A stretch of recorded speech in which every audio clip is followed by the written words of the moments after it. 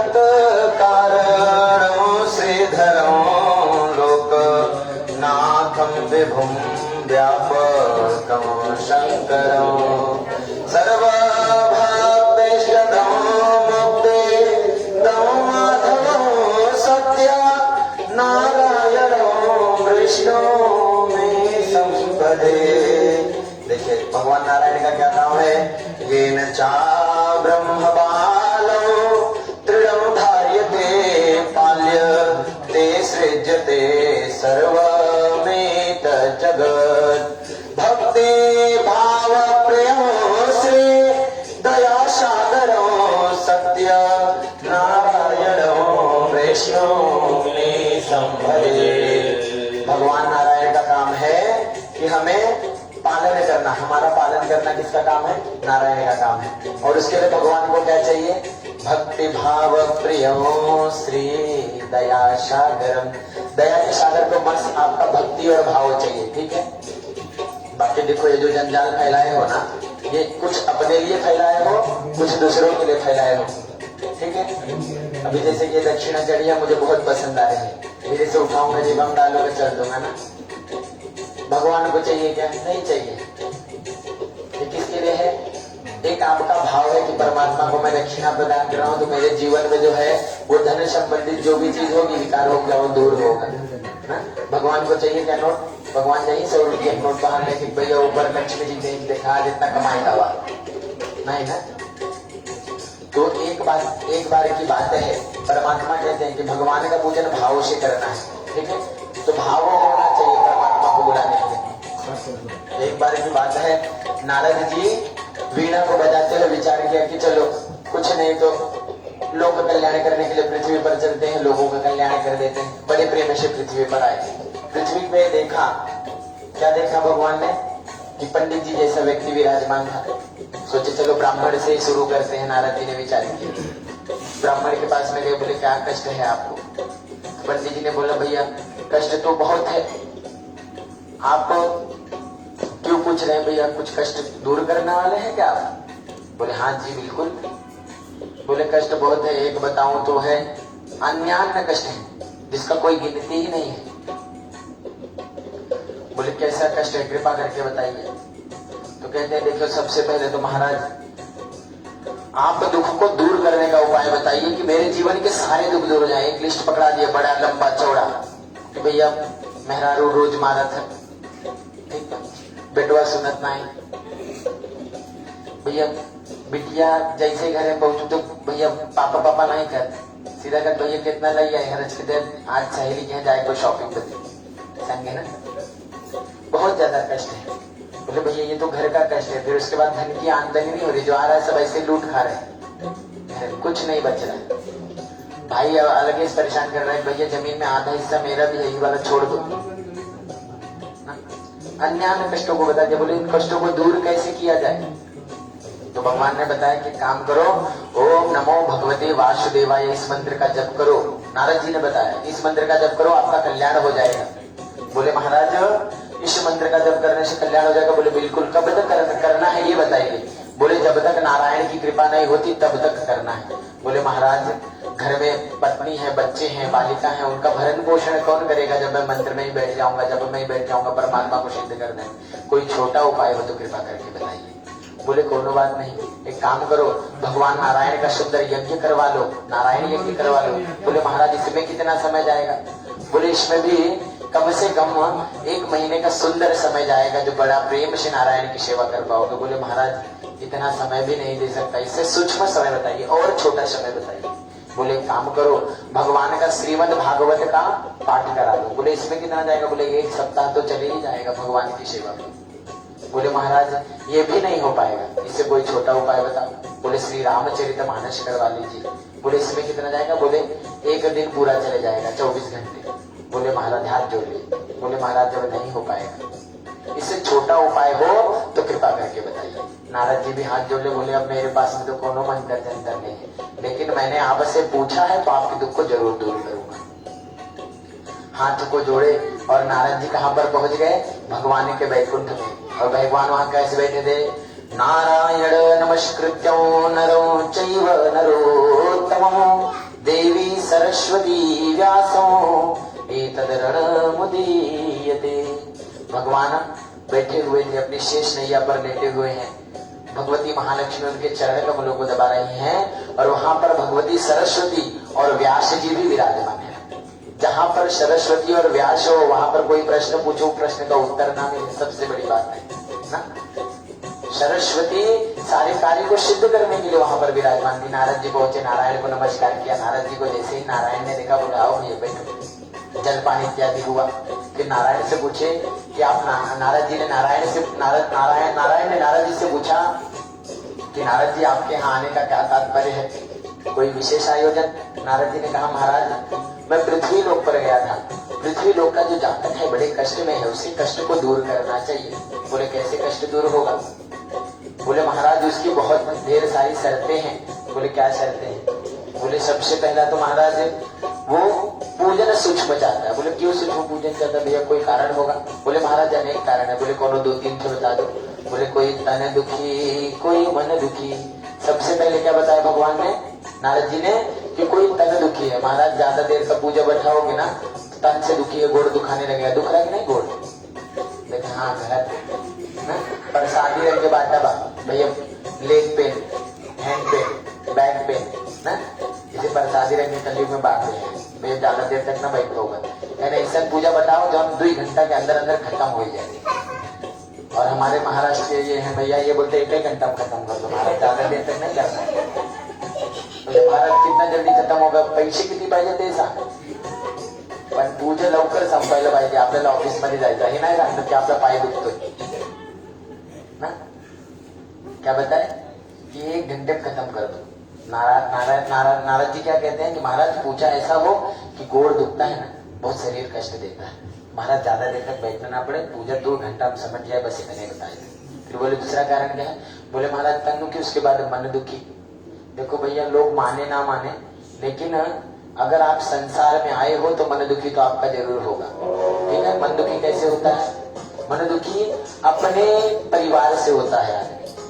ठीक है, बाहर का व्यक्ति आपको देख के इतना घृणा नहीं करता जितना आपके परिवार का व्यक्ति आपसे करता है। अगर आप है ना ऐसे ऊपर बढ़ रहे हो ना, तो बड़का भैया छोटका बहुत आगे बढ़ रहा है, खींच लो पैसे टाइम नीचे आ जाए धाम से ना। तो बोले महाराज मन दुखी भी है, अपने रिश्तेदारों को ना वो ज्यादा देर तक सुखी नहीं देख सकता। मान लो कोई सुखी रिश्तेदार उसके घर में आ गया तो देखेगा तो उसे कष्ट होगा। तो महाराज 2 घंटा बजे रिश्तेदार भी आए, खाना खाए घरे चला जाए, ऐसा पूजा बताइएगा छोटका वाला।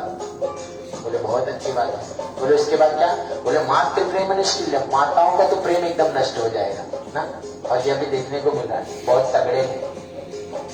तीसरा दुख क्या है कि माताओं का प्रेम नष्ट हो जाएगा। आजकल माताएं मॉडर्न हो जाएंगी ना, बढ़िया बोलेंगे हम भी जॉब करेंगे भैया, स्त्री पुरुष एक बराबर है क्या? स्त्री पुरुष एकदम सत्य कहना है कि नहीं भैया? यार देखते हो एक बराबर है कि नहीं?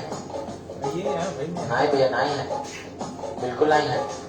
कैसे आप एक बराबर कहते हैं? माताओं को श्रेष्ठ दर्जा दिया गया है, पुरुषों से बड़ा दर्जा माताओं को दिया गया है। एक दिन घर संभाले कह दिया जाए ना तो पता नहीं कुकर में सीटी बजा कि नहीं बजा, कच्चा हो रहा है पूरा करली हो जाता ना। कभी भी आप नाम जब भगवान का लेते हो ना तो पहले भगवती आती है, तब भगवान आते हैं ना।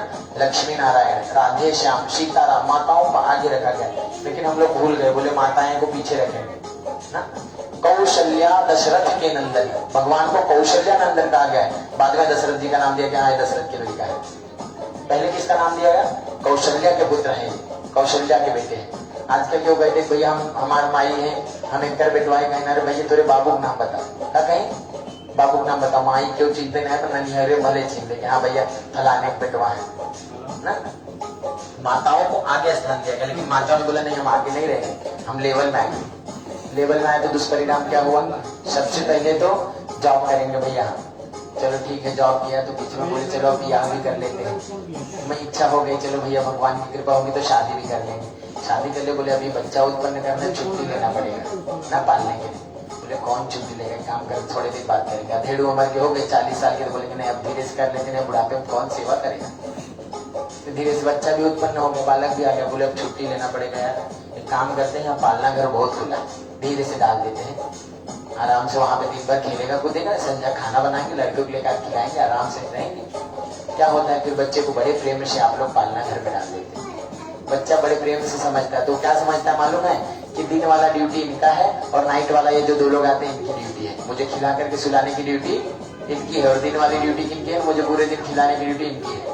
माता पिता को भी वो एक अपना नौकर जैसा समझ लेता है। क्यों समझ लेता है? क्योंकि आप आए जॉब से, उसको लेकर के आए, खाना बनाया खिलाया, दोनों जन थके आ रहे हो, सो गए। बालक के अंदर आपने प्रेम डाला ही नहीं तो आपके प्रति लगाव कहां से होगा? बालक को कोई लगाव नहीं होगा। फिर धीरे से बच्चा बड़ा हो गया ना, तो फिर माता पिता के बीच में प्रेम आया कि नहीं, अब लड़के का विवाह करा देते हैं, बहुत अच्छा लड़का हो गया ना, विवाह करा दिया बड़े प्रेम से। बच्चे की प्रेम, बच्चे के अंदर अब उमड़ आया। बच्चे ने बोला मम्मी मम्मी ये नवी बहुरिया है ना, आपसे लड़ेगी झगड़ेगी, एक काम करता हूँ, आपको है ना एक बगल में रूम दे देता हूँ, धीरे से वहीं रहो, नहीं रोज लड़ेगी तो आपको तकलीफ होगा, मुझे देखा नहीं जाएगा, और संडे संडे तुमसे मिलने आऊंगा, एक तो संडे मैच मतलब वो नहीं होगा, खाली नहीं होगा। और ज्यादा प्रेम उमड़ा, बोला ये बगल में भी आपसे लड़ने आएंगे, एक काम करता हूँ आपको सीधा वृद्धाश्रम में डाल देता हूँ, महीने में एक बार आऊंगा, जब देने आऊंगा पैसा तब आपसे बड़े प्रेम से मिलूंगा ना। ये कलयुग का कटु सत्य है।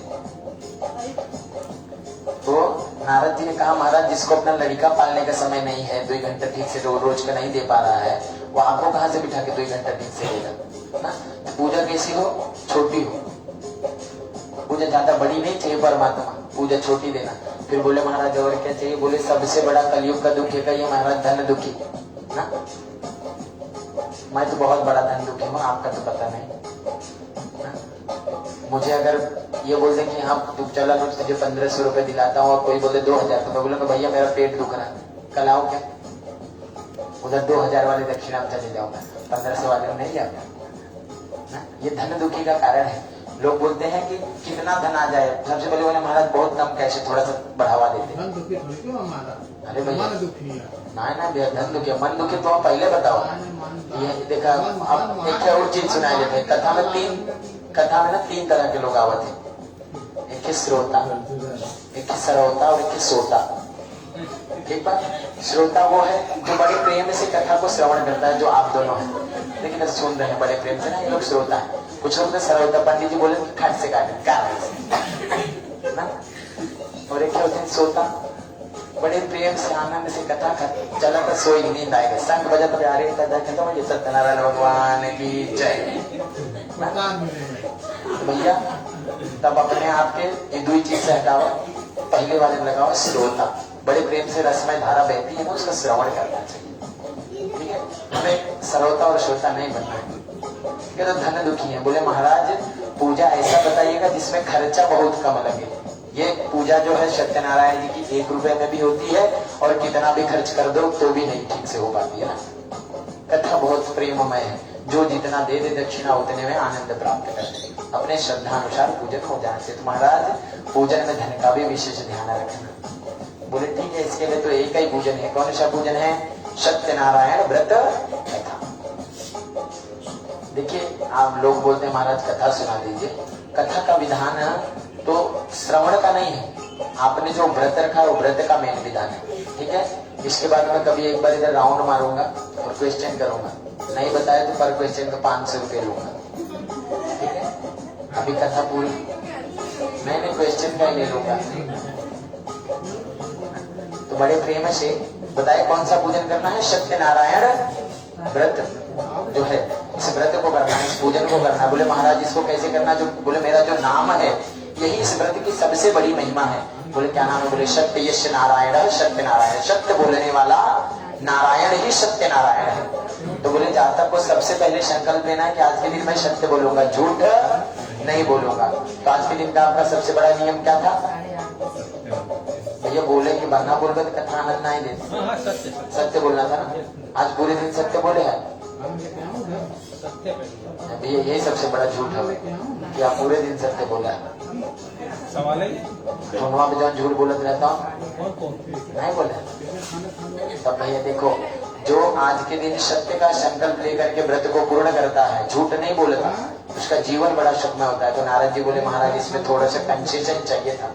देखो झूठ बोलने का कंसेशन भगवान ने दिया है। ठीक है, लोग झूठ बोलने को बोलते बहुत पापी आदमी है, परमात्मा ने कंसेशन दिया, हम तो झूठ बोलेंगे। अब कंसेशन कहाँ कहाँ है? आप कहाँ कहाँ झूठ बोल सकते हो? स्त्रीषु नर्म विवाहेषु व्यापारे प्राण संकटे। सबसे पहले आप अपनी अर्धांगिनी से झूठ बोल सकते। अब आप तो बड़े खुश हो गए कि चलो भैया मौका मिल गया। अबे मन ही मन करिए आवत महाराज पहले झूठ बोलत रहे, अब तो तू भैया इनके बताए जाते हैं आंखें बंद कर झूठ बोलो। नहीं, ऐसा नहीं है। आंख बंद करके झूठ नहीं बोलना। देखो क्या रहता है, हम लोग पुरुष लोग हैं ना, बहुत सारी गोपनीय चीज हम लोग छुपा सकते हैं, लेकिन माताओं को श्राप बड़ा प्रेम वाला मिला है। इनके गर्भ में कोई बात नहीं बचेगी। एक कुछ भी चीज बता दो, वो बोलना किसी को नहीं बोलना, वो सबसे पहले जाके बोलेंगे भैया सुनो मार डॉन भाई ऐसे कहत रहे ना। अगर आपको ट्रायल मारना हो तो मैं आपको एक बढ़िया रामबाण इलाज बताता हूँ, ठीक है। इनके साथ में आधा घंटा आपको देना, बड़ी मीठी मीठी बातें करनी है, और इनकी जिस सहेली का नंबर चाहिए आपको मिल जाएगा। बता देना भैया उनका नंबर और इसके बताओ तो तुरंत फट से देना। हाँ भैया ये भैया बहुत बड़ा एक्सपीरियंस है, और माता की वजह से मिल गया ना। तो स्त्रियों के गर्भ में कोई भी बात बचती नहीं है। तो क्या है, हमने कोई ऐसी बात छुपाई रहेगी जिसके कारण हमारे परिवार में क्लेश हो सकता हो, हमारे जीवन में क्लेश हो सकता हो, वो बातें अपनी अर्धांगिनी से छुपा लेनी है। बाकी निरर्थक बातें नहीं छुपानी है। और परमात्मा से संकल्प लेना है कि परमात्मा मेरी अर्धांगिनी से मुझे सत्य बोलना पड़े, ऐसा कोई भी गोपनीय चीज मेरे जीवन में ना आवे, ठीक है। नहीं तो बोलोगे नहीं बाबू महाराज ने तो बताया गलती करो तो छुपा लो खट से, नहीं, ये गलत है। उसके बाद फिर कहा झूठ बोलना है। स्त्री शु नर्म विवाह, किसी का शादी जो हो रहा हो उसमें अगर आपको 5-10% झूठ बोल करके विवाह करा रहे हो तो कोई गलत बात नहीं है। भले आपको जीवन भर बोलेगा भैया झूठ बोल के विवाह कराए थे हमारा, लेकिन वो आशीर्वाद है परमात्मा का, आपने किसी का घर बसा दिया, ठीक है। ज्यादा झूठ नहीं बोलना कि एकदम झूठ है पूरा विवाह हो, फिर केस हो जाए भैया पुलिस स्टेशन जाता। फिर कहा स्त्री शु धर्म विवाह व्यापार है, व्यापार करना है तो व्यापार में आंख बंद करके झूठ बोलो भैया इतने में नहीं इतने में बेचा, तब व्यापार अच्छे से चलेगा। नहीं तो बोलोगे नहीं आज सत्यनारायण का व्रत रखा है 10 रुपए का खरीदा है आपको 11 में बेचूंगा, बोलेगा नहीं मुझे 10 ही दे दो ना, तो आने जाने का भाड़ा भी आपका दे दो।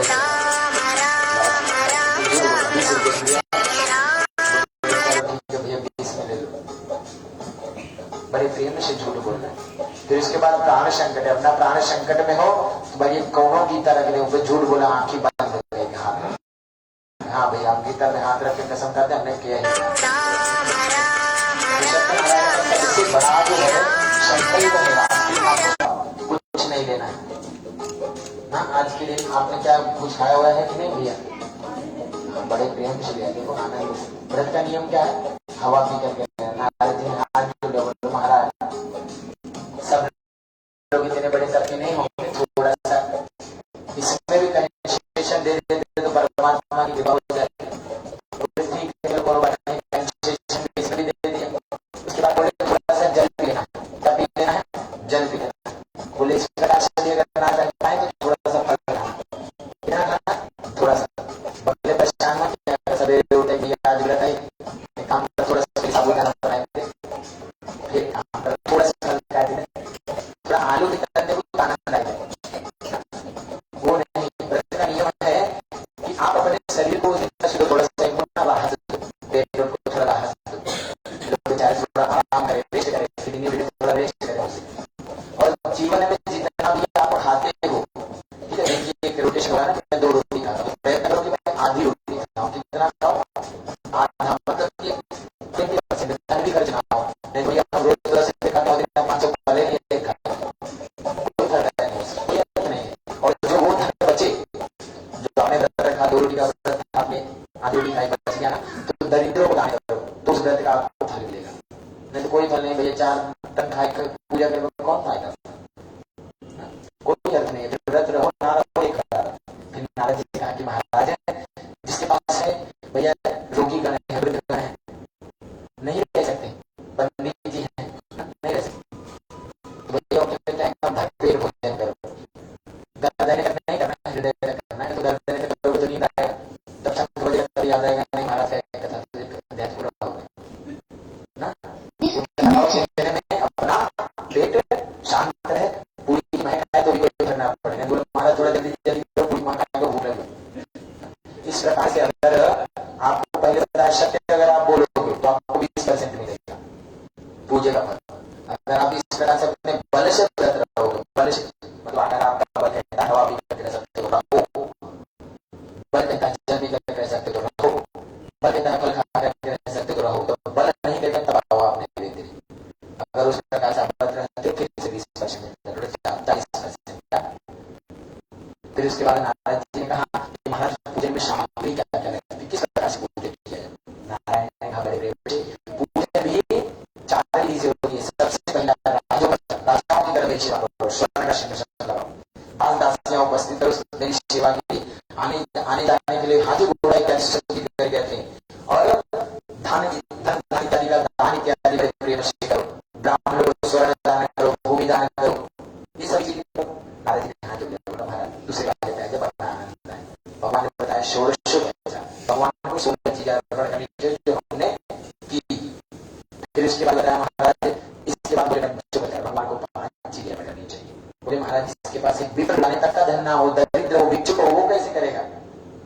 भगवान ने कहा उसके लिए तो उत्तम उपाय है मनुष्य बचन, मनुष्य भगवान की सेवा करो।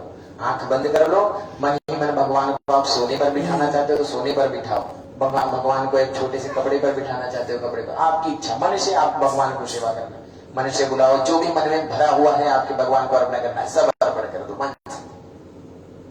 इस प्रकार से जो अपने बलपूर्वक सेवा करता है। तो बोलो कि महाराज वो लास्ट वाला ऑप्शन सही था, उसके लिए भैया आपको गरीब होना पड़ेगा, फिर सुदामा बनना पड़ेगा, 5 घरे भीख मांगा, उससे ज्यादा ना मांगा, जॉन मिला तो ठीक नहीं तो ऐसा नहीं करना है। अगर आपका बल है, आप राजा हो तो राजा की तरह ही सेवा करो। आप राजा नहीं हो, सोच विचार कर सबसे उत्तम होगा। उतना भी नहीं है तो पंचोपचार करो, उतना भी धन नहीं परमात्मा की सेवा परमात्मा ने बताना हो जाती है। इस प्रकार से सेवा करते भगवान 20% देते, कितना हो गया 60%। फिर इसके बाद नारद जी ने कहा कि महाराज दिनचर्या का पालन कैसे करें, दिन में कैसे रहना, भगवान की सेवा तो उस दिन करने, दिन में कैसा रहना चाहिए। नारायण ने कहा भाई प्रेम से सबसे पहले सूर्य उदय ना उससे पहले उठ जाना, ठीक है। आज कितना बजे उठ रहे हैं,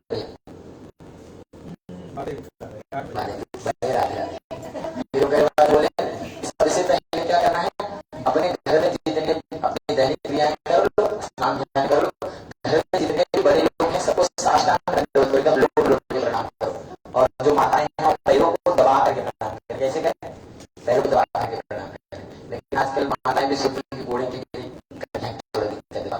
और पुरुष सोचने के लिए जाएंगे कपड़ा खराब हो जाएगा, बिगड़ जाएगा, नहीं लोट के प्रणाम करेंगे। ऐसे घुटना ऐसा ऐसे घुटने कभी हाथ आ रहा है थोड़ा थोड़ा, हम सोच रहे कुछ ना बताना है कि हमारे आशीर्वाद देखना छूट गए महाराज तारा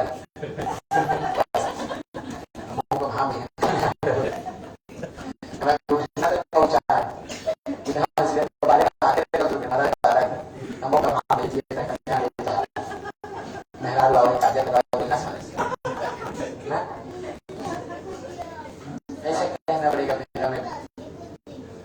तो क्या है ये, हमें सभी को दंडवत प्रणाम करना है। घर में जितने लोग हैं, फिर अपने घर के जितने भी देवी देवता सभी का पूजन कर लो, एकदम प्रेम से घर की जो श्रृंगार इत्यादि है कर लो। फिर पंडित जी को धीरे से फोन करो, महाराज अब आ जाना है, आपको हमारे सत्यनारायण भगवान के व्रत का जो है वो पूजन करवा देना है।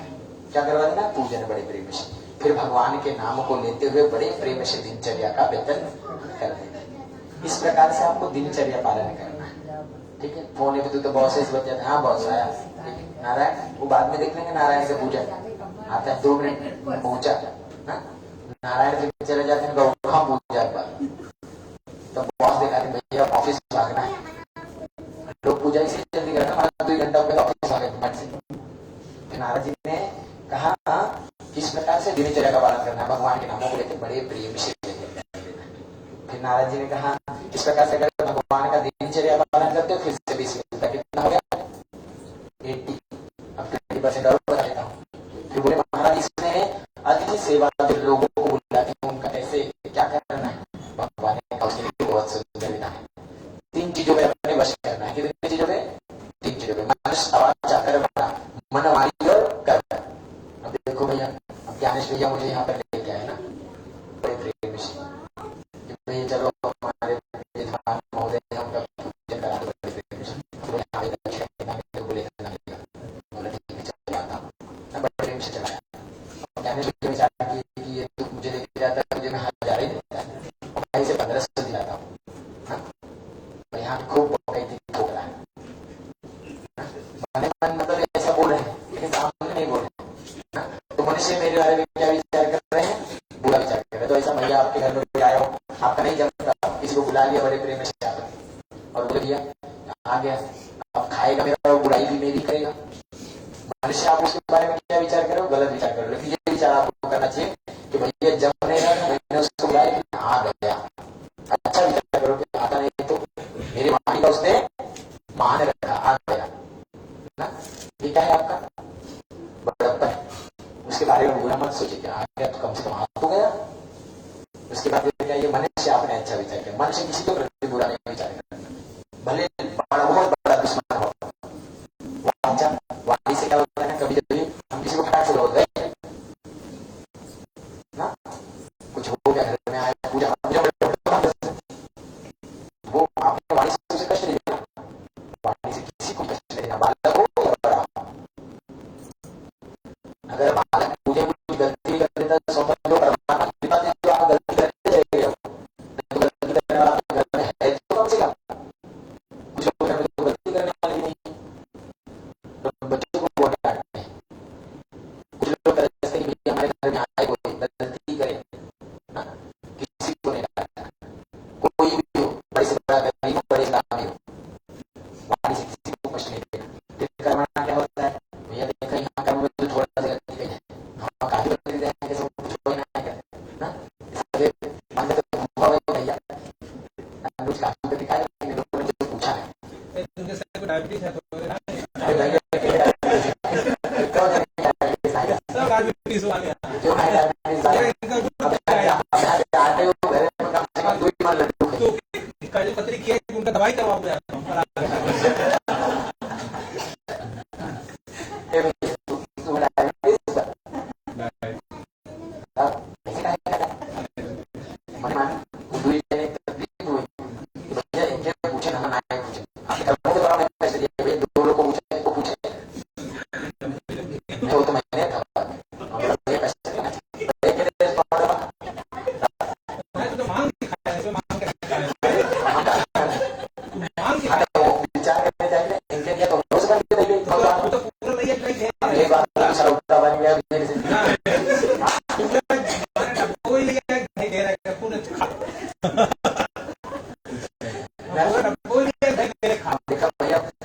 विशेष बात होता है किसी को कष्ट नहीं देना। इस प्रकार से अगर आप तीनों चीजों का पालन करते हो, मन वाणी और कर्म पे नियंत्रण रखते हो, भगवान कृष्ण आपको 20% दे देगा। कितना हो गया? 100%। ठीक बात। जब मेरे से ये कितना छोटी वीडियो है हमारा बहुत सारा छोटा 10% का 20% 100% चाहिए क्या? 100% क्या है? 100%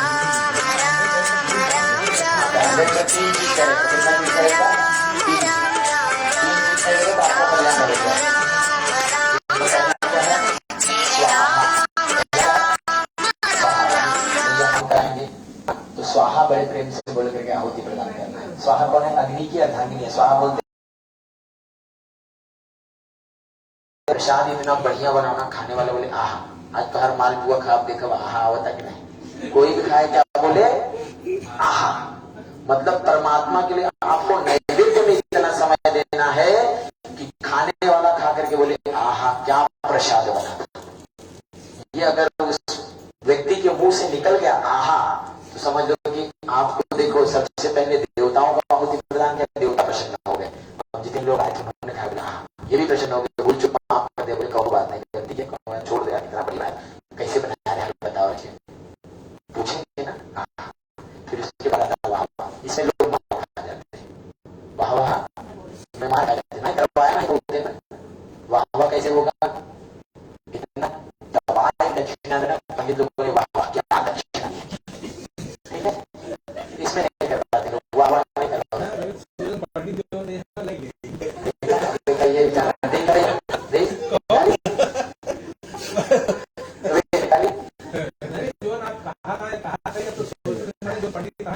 ये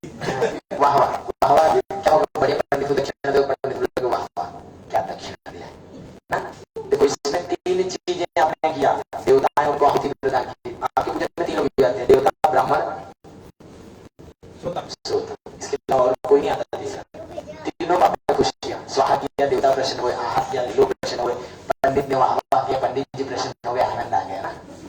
तो इस प्रकार से आपको सत्यनारायण व्रत को करना है। ठीक है, मैंने आपको नियम बता दिया पहले।